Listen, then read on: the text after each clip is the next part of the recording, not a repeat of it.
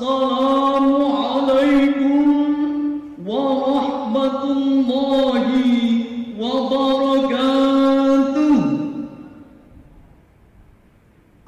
Bismillah, hamdan wa syukran lillah, salatan wa salaman ala rasulillah, la hawla wa la quwwata illa billah, amma ba'du. Dewan Hakim yang arif dan bijaksana, hadirin hadirat yang berbahagia, Bapak Proklamator Indonesia Insinyur Soekarno pada pidato peringatan kemerdekaan 17 Agustus tahun 1963 menyampaikan, kita bangsa besar, kita bukan bangsa tempe. Kita tidak akan mengemis, kita tidak akan minta-minta. Apabila jika bantuan-bantuan itu diembel-embeli dengan syarat ini, syarat itu, lebih baik makan gaplek tetapi merdeka daripada makan bistik tapi budak. Itulah ungkapan Bung Karno yang bertujuan untuk memacu semangat patriotisme rakyat Indonesia kala itu. Akan tetapi hadirin, kini pesan Bung Karno yang menggebu-gebu tersebut sudah tak lagi diindahkan. Undang-undang dan aturan tak lagi diperhatikan. Pendidikan kewarganegaraan tak pernah diamalkan. Nak bangga dengan negeri sendiri justru cenderung meremehkan. Hilanglah sikap patriotisme, sirnalah jiwa rela berkorban. Padahal tak hanya pahlawan dan negarawan yang mengajarkan konsep patriotisme. Jauh ribuan tahun lalu, Islam sudah lebih dulu mengajarkan sikap patriotisme yang tersirat dalam ayat-ayat Allah dalam Al-Quranul Karim. Lalu, bagaimanakah konsep patriotisme yang sesuai dengan sudut pandang agama Islam? Mau tahu hadirin? Sebagai jawabannya, patriotisme dalam perspektif Islam adalah tema syara'an yang akan kami sampaikan dengan landasan Al-Quran Surah At-Taubah ayat 122.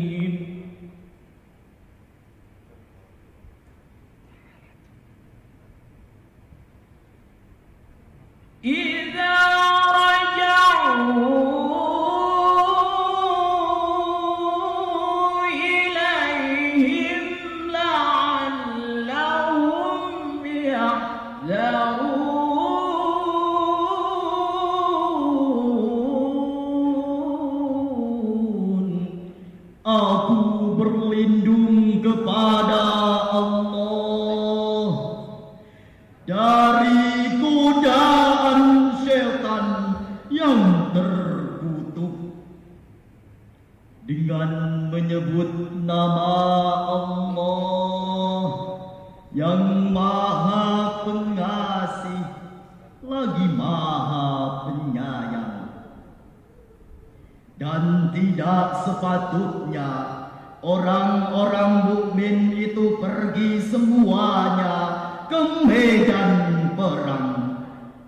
Mengapa sebagian dari setiap golongan di antara mereka tidak pergi untuk memperdalam pengetahuan tentang agama mereka dan untuk memberi peringatan pada kaumnya apabila mereka telah kembali padanya, supaya mereka dapat menjaga dirinya.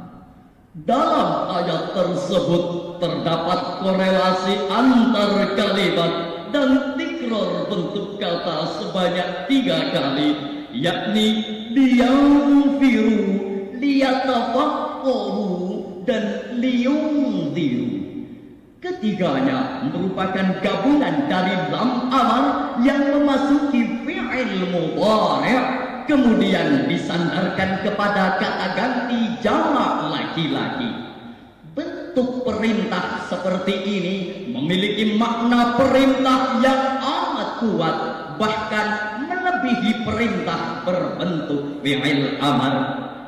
Dalam kamus Al-Mu'jamul Mufahras li Alfazil Quran karya Muhammad Fuad Abdul Baqi halaman 525, kata yatafaqahu disebutkan 1 kali dalam Al-Quran, sedangkan asal hurufnya yakni faqaha disebutkan dengan berbagai derivasinya dalam Al-Quran sebanyak 20 kali dan dalam 6 macam bentuk, baik berbentuk isim maupun fi'il.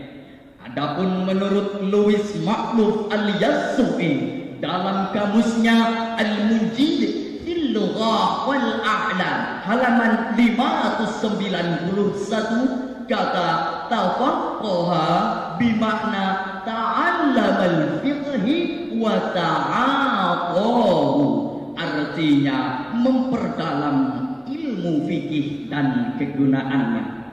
Kembali dilengkapi oleh Imam ahli tafsir kontemporer Syekh Muhammad Mahmud Al-Hijazi dalam kitabnya Tafsirul Wadih juz 2 halaman 30. Beliau menafsirkan ayat tersebut, inna taqwiyatar ruhil ma'nawiyyah wa gharsal wataniyati wa hubbit tadhiyah wa khalqajili yara anna hubbal watan minal iman wa anna difa'a anhu wajibun muqaddas.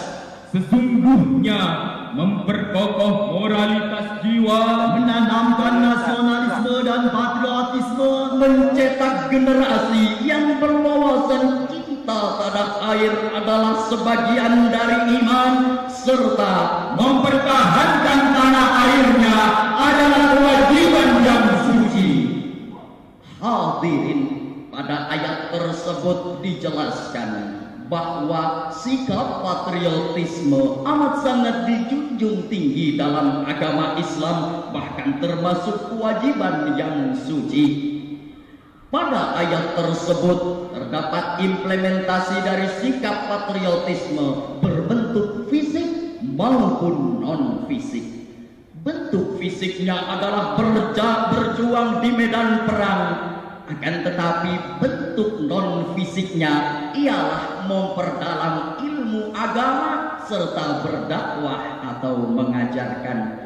Jika generasi kolonial telah bercucuran darah di medan perang, maka saatnya generasi milenial menerapkan konsep patriotisme sesuai perspektif Islam, yakni memperdalam ilmu agama atau yatafaqqahu fiddin.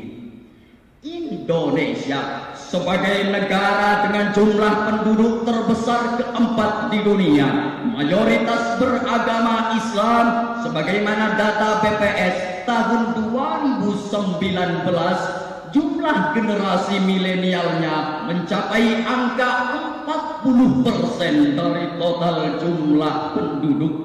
Apabila seluruh generasi milenial ini bisa menerapkan konsep patriotisme sesuai perspektif Islam, niscaya akan lahirlah generasi yang brilian dan sanggup menopang kejayaan bangsa di masa depan.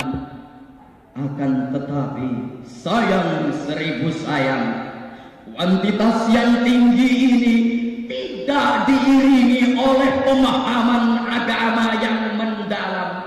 Bahkan banyak di antara mereka yang kurang mencerminkan sebagai umat Islam. Betul hadirin, sebagai fakta, perampokan merajalela, pencurian di mana-mana, kasus narkoba tak kunjung mereda, judi online telah membudaya, bahkan kasus pemerkosaan yang berujung pada pembunuhan gadis yang tak berdosa. Mereka terbuai mengejar nikmat dunia sehingga lupa kehidupan akhirat yang nyata. Allah Subhanahu wa ta'ala mengingatkan dalam Al-Quran surah Ar-Rum ayat 7. Ya'lamuna zahiran minal hayati dunya wa hum 'anil akhirati hum ghafilun.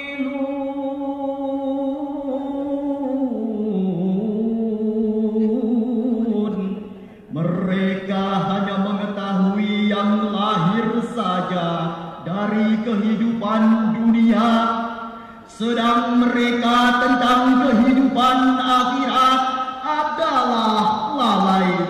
Profesor Dr. Wahbah Az-Zuhairi dalam kitab Tafsirul Wajiz menjelaskan, pada ayat ini Allah menjelaskan bahwa orang-orang kafir hanya terbuai dengan kenikmatan dunia dari isi dan perhiasannya. Akan tetapi tentang kehidupan akhirat mereka lalai dengan kelalaian yang sempurna.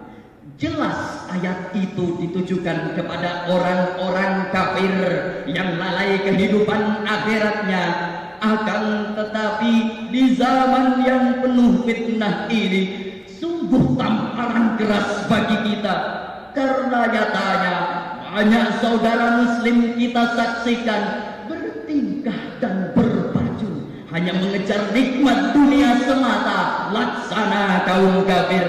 Na'udzubillahi min dzalik.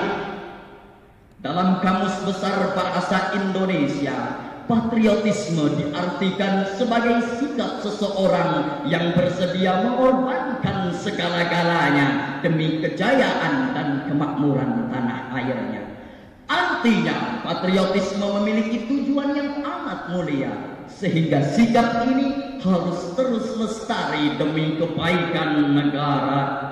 Rasulullah bersabda sebagaimana yang diriwayatkan oleh Imam Bukhari dan Muslim, "Man yuridillahu bihi khairan yufaqqihhu fid-din." Barang siapa yang Allah kehendaki kebaikan pada dirinya, niscaya Allah akan fahamkan dia dalam urusan agama. Hadirin, Syekhul Islam Ibnu Taimiyah menjelaskan hadis tersebut bahwa apabila seseorang menginginkan kebaikan pada dirinya, terdapat dua langkah yang harus dilakukan. Pertama, ia harus memahami ilmu agama yang diturunkan oleh Allah Subhanahu wa ta'ala. Yang kedua, setelah ia memahami, hendaklah ia mengamalkan sebagai manifestasi dari amal soleh, bukti cinta kepada tanah airnya. Mengapa kita harus berbuat amal soleh, hadirin? Karena Allah Allah berfirman dalam Al-Quran surah An-Nahl ayat 97. Man 'amila salihan min dzakarin aw untha wa huwa mu'min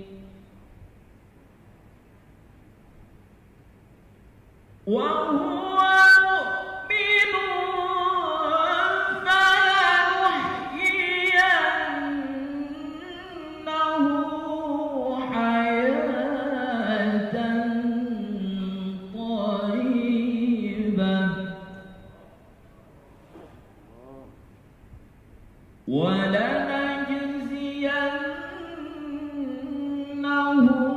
أَجْرَهُمْ بِأَحْسَنِ مَا كَانُوا يَعْمَلُونَ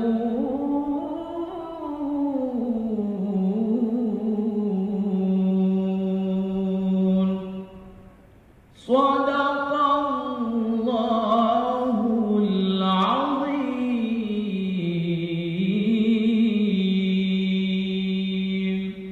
Barang siapa mengerjakan kebajikan, baik laki-laki maupun perempuan dalam keadaan beriman, maka pasti akan kami berikan kepadanya kehidupan yang baik, dan pasti akan kami beri balasan kepada mereka dengan pahala yang lebih baik dari apa yang telah mereka kerjakan. Maha benar Allah yang Maha Agung dengan segala firman-Nya. Dari syarahan ini dapat kita petik kesimpulan bahwa sikap patriotisme yang dapat diterapkan generasi milenial saat ini adalah dengan memahami, memperdalam, serta mengamalkan ilmu agama yang menjadi manifestasi dari amal soleh cinta kepada tanah air Indonesia Raya.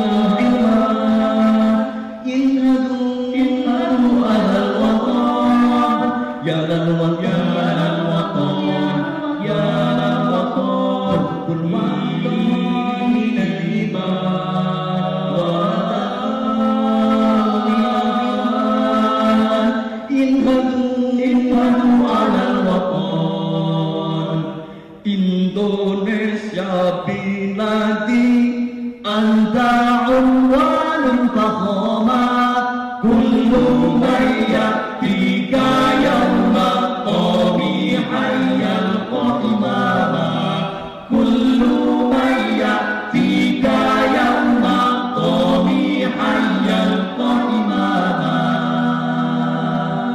Demikianlah syaraan yang dapat kami sampaikan. Menutup syaraan ini, perkenankan kami menyampaikan dua buah pantun. Sarapan pagi nikmat dengan sereal sambil mendengarkan lagu Roma Irama. Bentuk patriotisme generasi milenial adalah mengamalkan ilmu agama. Pergi ke pasar beli daun sirih, jangan lupa buah pepaya. MTQ digelar, berkah diraih, semoga anak bangsa semakin berjaya. Terima kasih atas perhatian. Mohon maaf segala kesalahan. Wassalamualaikum warahmatullahi wabarakatuh.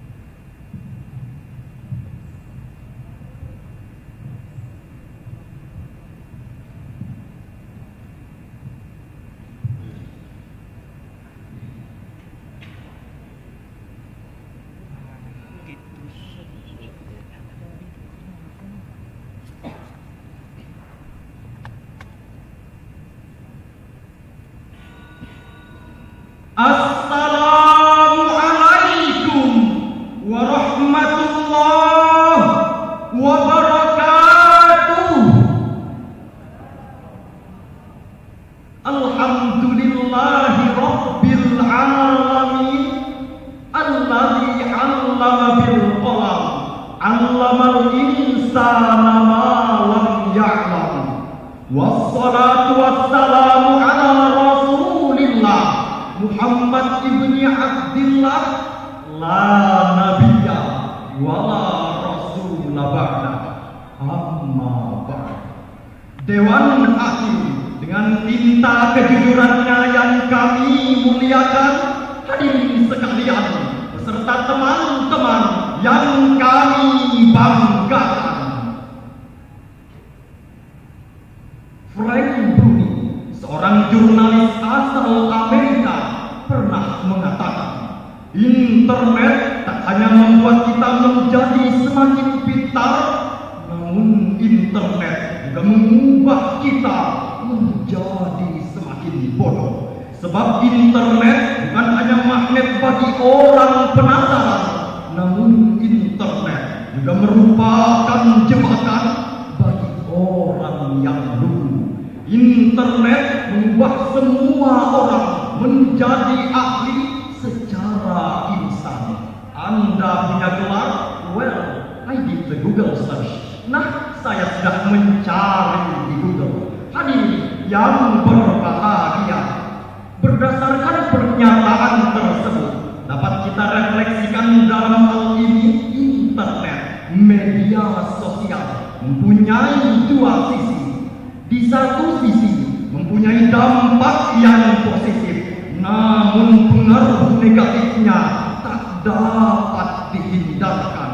Alhasil, semua kegiatan dan berita dapat lebih cepat merambat dengan sangat mudah. Tukang becak ini dipanggil dengan WA. Tukang pentol ini dipanggil dengan video call. Beli nasi padang pun ordernya lewat ojol. Bahkan hadirin, dengan adanya wabah corona yang menggemparkan dunia, termasuk Indonesia saat ini, physical distancing, stay at home, work from home, a new normal dijadikan sebagai salah satu penanggulangan penyebaran virus ini. Hadirin, kemudahan mengakses media sosial mengakibatkan banjirnya informasi di segala lini. Bila tak dibarengi dengan semangat literasi dan etika komunikasi, maka hadirin, carut marutlah yang akan terjadi. Lantas hadirin, timbul pertanyaan, bagaimanakah tuntunan Al-Quran dalam bermedia sosial? Berangkat dari permasalahan tersebut, tergugahlah hati kami untuk membawakan sebuah syarahan Al-Quran yang berjudul Etika Komunikasi di Media Sosial, dengan landasan firman Allah di dalam Al-Quran surah Al-Hujurat ayat 6 berikut landasannya.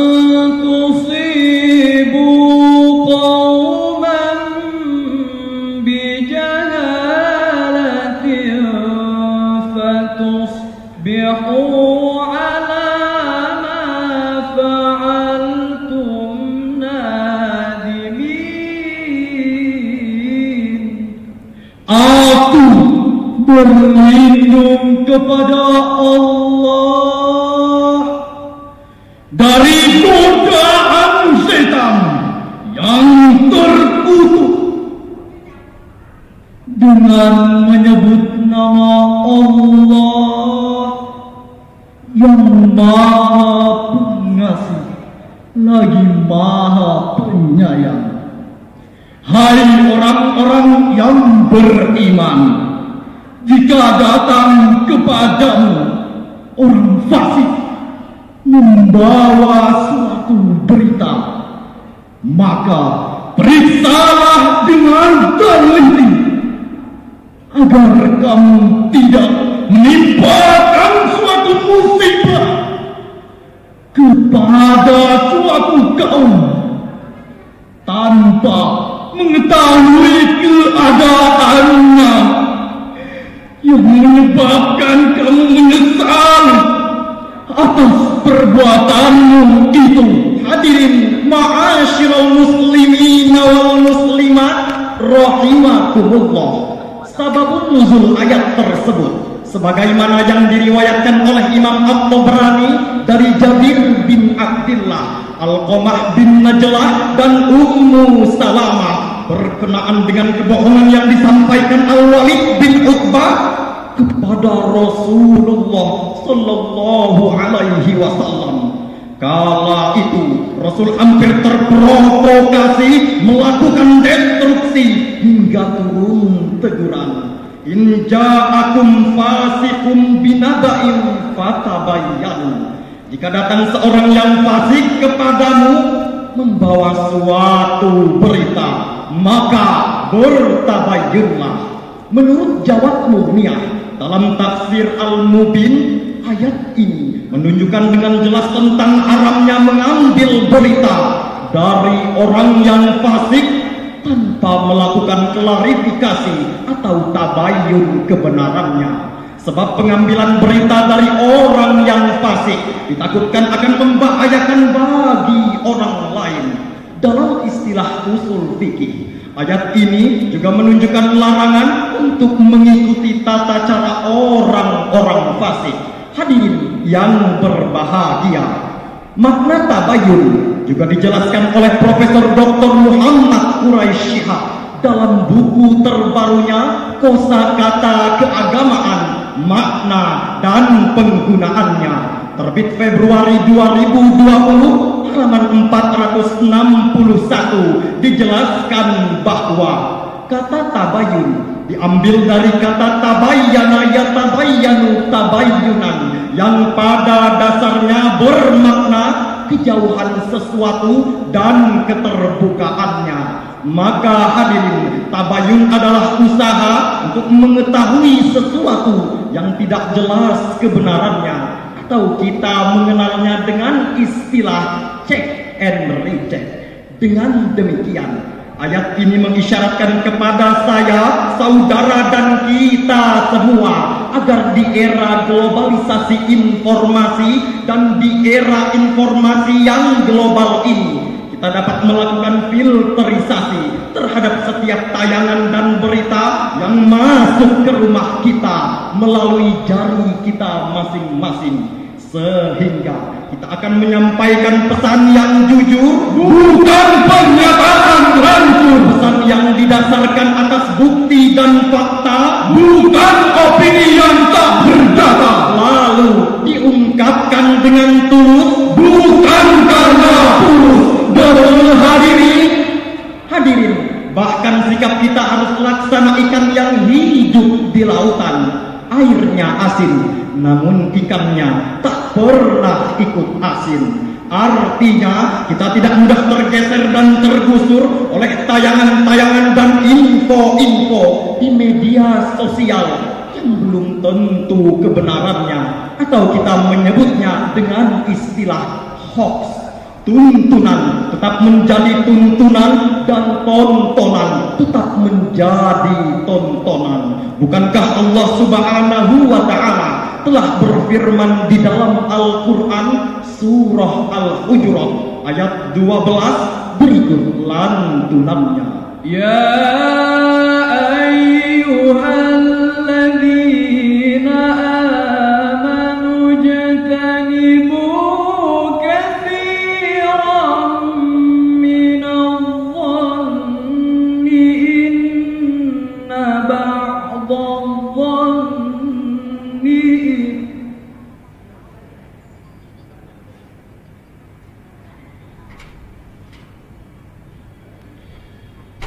inna ba'dadh-dhanni ithmu wa la tajassasu wa la yaghtab ba'dukum ba'dha.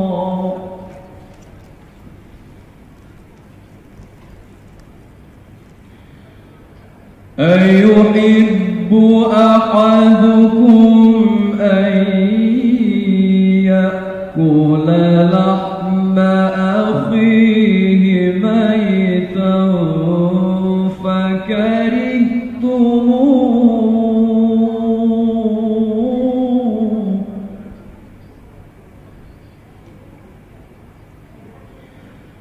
واتقوا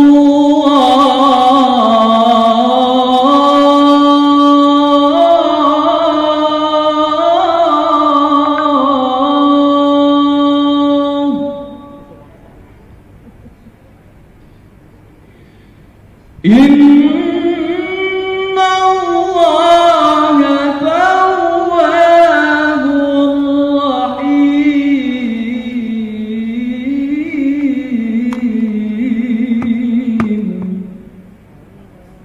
Inna Allaha tawwabur rahim.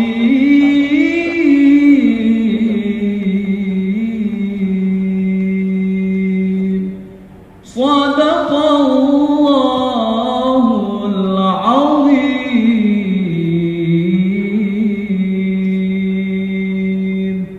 Hai orang-orang yang beriman, jauhilah kebanyakan dari prasangka, karena sebagian dari prasangka itu dosa.